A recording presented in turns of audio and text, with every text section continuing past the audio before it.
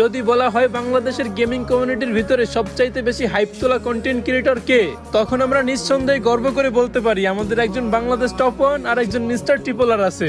তাদেরকে বাংলাদেশের মানুষ এত এত ভালোবাসে যে তারা যেখানে যাবে সেখানেই তাদের লাখ লাখ ফ্যান ফলোয়ার্স গিয়ে হাইপ তুলে ফেলবে।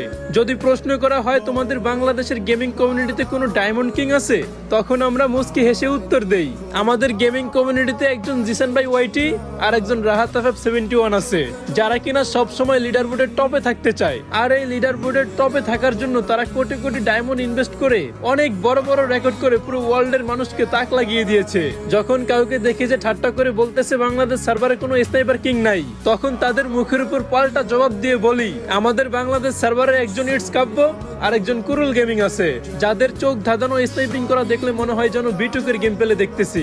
যদি কেউ আমাদেরকে বলে যে তোমাদের বাংলাদেশের গেমিং কমিউনিটিতে হয়তো ফ্রি ফায়ার নিয়ে কেউ ফানি কন্টেন্ট ক্রিয়েট করে না, তখন আমরা হতাশা ভরা চোখ নিয়ে নিচের দিকে তাকিয়ে বলি আমাদের গেমিং কমিউনিটিতে ছিল গেমিং উইথ তালহা, বটলা নাহিদ, পুরো রুবেল, মামা গেমিং সহ আরো অনেক ফানি কন্টেন্ট ক্রিয়েটর।